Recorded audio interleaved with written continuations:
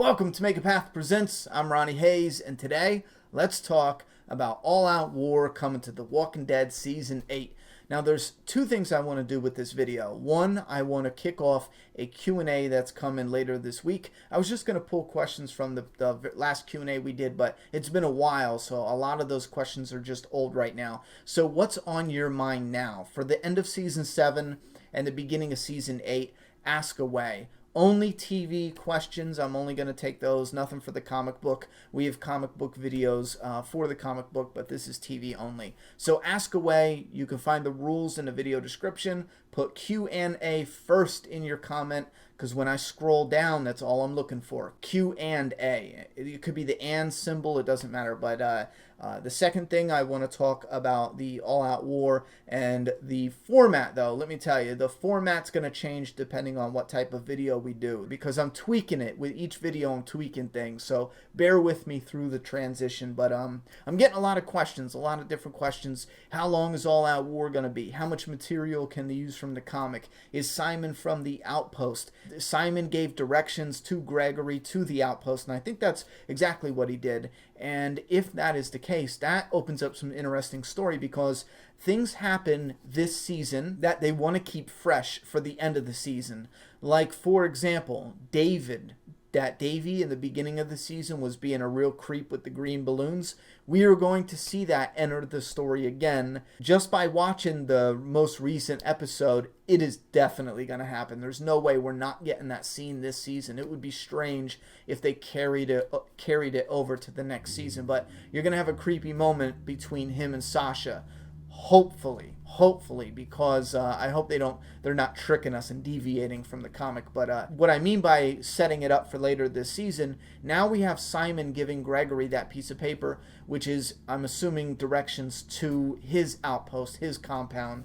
And that's real interesting, because I am not confident they're going to have an all-out war attack at the sanctuary. Now, in the comic book, something like that popped off, but that was what Rosita and Sasha did. You know what I mean? So if you follow me, Simon gives directions to Gregory. Will Gregory use that for one of two things? To give it to the survivors, to attack that outpost during all-out war? Or will Gregory use it himself to betray them? If that's the case, he might not use it this season. That might be a setup for next season. So that's something interesting and to pay attention to.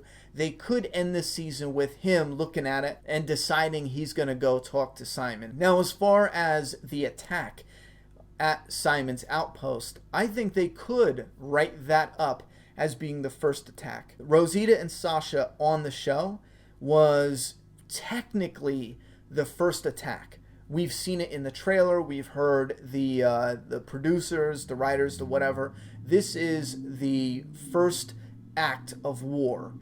And the first act of war back in the comic book, which I personally feel happens before the war, an issue before the war, they have a moment where Rick is impulsive and he just jumps the gun. But I think that's the first declaration of war. But then at the end of that issue, Negan's like, this means war.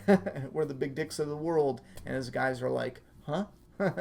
But after that issue, they do All Out War Part 1. And that's where the saviors attack the sanctuary. And the survivors, sorry. Now, how much story are we going to get for the entire season for All Out War? A lot of fans are saying there's not enough material. But you also have to remember, we have different and more communities. We didn't have Oceanside in the comic. We didn't have the heapsters. We didn't have the trash people. You know what I mean? Those two communities alone will eat up some screen time just being active in the war, just being active in the story and participating in the war. Even if they barely get any story, they're going to eat up some screen time. It's not one attack either. It's not like, okay, here's the battlefield, everyone's going to fight. Something's going to kickstart this war. Chances are it's what Sasha did, Sasha and Rosita. Chances are that's going to kickstart Negan into taking action, maybe trying to test Rick, or maybe even proving to Rick or showing Rick that this is not going to stand. I mean, in the first episode, he killed Glenn because Daryl stood up and punched him. in the episode 8, because Rosita shot at him, he had, what's her name? A rat kill Olivia. And then maybe in episode 16, he brings Sasha back dead to show Rick you can't attack him. And that could be the moment that is the last straw for Rick. Maggie could be there. I mean, it would be nice if Maggie gets this reveal and she comes out of house. I don't know where they're going to do this. I don't know if it's going to happen on the road, at a community. I think it would be interesting if Maggie is there visiting and Negan brings up the sack, and that's what draws Maggie out of the house. She is just besides herself, maybe just enraged, and she comes off the porch and Negan looks over and sees Maggie and looks over at Rick. That would be a neat little subtle act of war where Negan, maybe they're not even kicking off the war. Maybe Negan is just like, here Rick, this bitch tried to kill me. You can have her back because I'm such a nice guy. But after this, tell your people, if anyone tries this shit again, I will murder all of you. And then he hands her over. They pull off the hood. Well, Negan would have to do this knowing that somebody might get bit in order to teach them a lesson like, well, now both of you died, cause and effect. She attacked me and then I sent her back to you. I mean, even though she bit one of you. You know what I mean? I'm trying to say, I don't want this to be like, okay, now we're fighting. I think that would be cool. Now, they don't have to do this.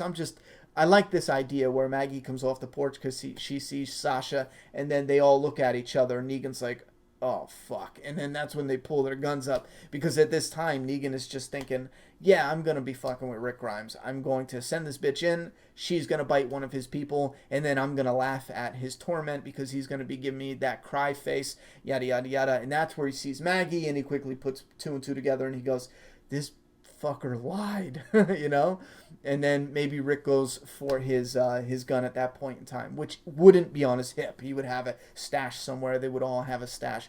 And then we can have a gunfight, and they leave.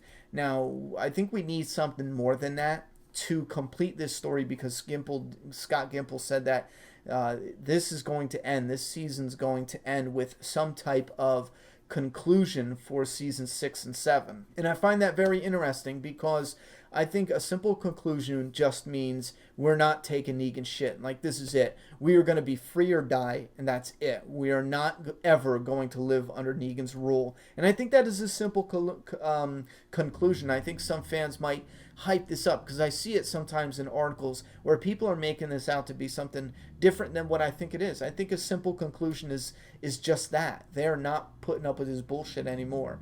So you let me know down in the comment box, what do you want to see for the end of this season? Do you want to see something interesting like a second lineup? We don't need anyone to die.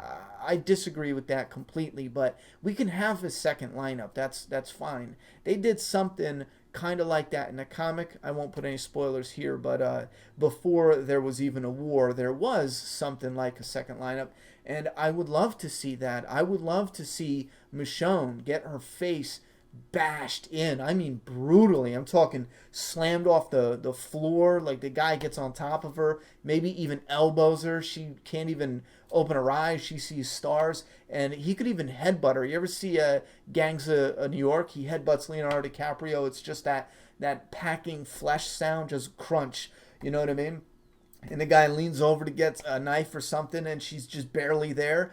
And then she gets the upper hand eventually and kicks his ass. I think they need a scene like that. I think the fans need a scene like that. We need to see our survivors, especially the heroes you can't kill who have plot armor. That's what you need to do to combat the plot armor. Kick the shit out of the heroes. I mean, the ever-loving shit. So much so that the fans are just like, okay, stop. You're killing her. Like, what are you doing? And then have her come back from that and then defeat the person. Fans would just be like, that bitch is badass. I remember when Andrea did that in the comic, I was like, that bitch took an ass whooping. Give me a t-shirt. She's my favorite. You know what I mean? That shit means something. You put all the characters through it. I think a lot of fans see Rick and his strength after getting his arm cut off and then leading these people. This is something that's his handicap. But when Negan comes up to him, he's like, holy shit, you're missing an arm and these people are following you. You must be a badass. You know, you got to put these characters through something. And I think it is important to put them through it at the end of this to kick off the new season. And the new season, as far as being filler content, we need to have them, if you go back and watch where they attack the outpost, okay? They're getting a head ready. They bash the head in. They take the head. Go back and rewatch that whole episode. That is all-out war. Watch that entire episode. That is all-out war in multiple different ways, in multiple different locations. And what I mean by that is, it's not just a gunfight. You have the preparation. You have the people talking about, okay, we're going to go and do this. Goodbye, this, that, and the third. You have them traveling there. They're prepping. They get the head ready. They go there even. They go to the door. It's all that slow build-up. And then they talk, whoop-de-whoop. The guy comes out. They do the, that fucking badass scene. And then they sneak in. It's all slow, and they have more of a build-up. And then it gets to one of the perfect moments or scenes. I flubbed that. But one of the best scenes written, filmed, edited, directed, you name it. One of the best moments in the world that The Walking Dead is where they build up killing those saviors in that outpost. You can watch it 10 times in a row, and it's just so fantastic how they do it. Going in the doors and how they're controlling the pacing and the flow and the intensity in that moment. I think it was excellent. If you go back and rewatch that, that is all-out war in so many different ways. It's not just about the battle here and that's that. It's not just these communities, they all come together and go and fight, and then people die. There's going to be problems. There's going to be mini battles and skirmishes. There's different outposts. You have different communities. All the communities might not have the same idea or might not agree to the same attack. There might be additional problems. They need to make ammo. They need to buy time to do some of that shit. There's going to have multiple problems. There's multiple different parts of the story that it's not filler. We are watching them at war in the post-apocalypse. You know what I'm saying? We shouldn't skip over the problems they had. If you go watch a real war movie, you shouldn't go, oh man, the guns jammed because water got in the whatever. No, cut that out. That's all filler. Just show them killing each other. No, that's part of what makes it so suspenseful. You got them, we got all these guns and whatever. It doesn't fire. We need to take them apart, clean every one. The bad guys are almost here. Fuck me. That's called suspense. So that is what I think will take up the entirety, or as a fan, I believe it should take up the entirety of all-out war. That's what I think it is. Multiple different storylines in this war, not just coming head-to-head, fighting and killing. I think a lot of comic book fans know that because they read the comic book, obviously, but I think some of them are looking at it and thinking, yeah, we should do this in 3-4 episodes and have something action-packed and then move on to the Whispers for the mid-season finale, because the rest would be filler, which, again, I disagree. I think we should have the whole season as all-out war, have Rick starting to win in the beginning, Negan winning in the middle, and then Rick winning in the end, or keep some type of flow. I think that would be great. Have a couple episodes Rick is winning, then Negan starts to win, then Rick starts to win, then Negan starts to win. It depends on how you want to flow and how they're going to tell the story, because you have it spread out, and I don't think they're going to film everyone all at once, but I am hoping we get a meeting of the minds. We get at least one episode where Rick and Michonne and Carl and whoever is Daryl, the Alexandria mines, and then the Kingdom mines and the Hilltop mines and the other communities even. I'm just worried about the main three, but I want a meeting with all the leaders. I want them all on the screen at the same time for a good amount of time, talking and discussing this and planning it out. I want something like that in the story. I don't want to bounce around. They could bounce around after, because this is going to be big. They can show this part of the war. I'm fine with that. But for one time at least, I want all the leaders together from all the different communities, and I want them to make up this plan so they can go to war. But anyway, you guys, if you have any other questions, ask them down below. Don't forget Q&A, and I'll try to get a Q&A video done by the end of this week. depending on if we got a lot of substance, maybe there's a lot of good questions, we'll maybe try to get one done for the weekend too. You guys let me know what's on your mind, thoughts and opinions in the comment box. I'm done talking. It's your turn. Subscribe now.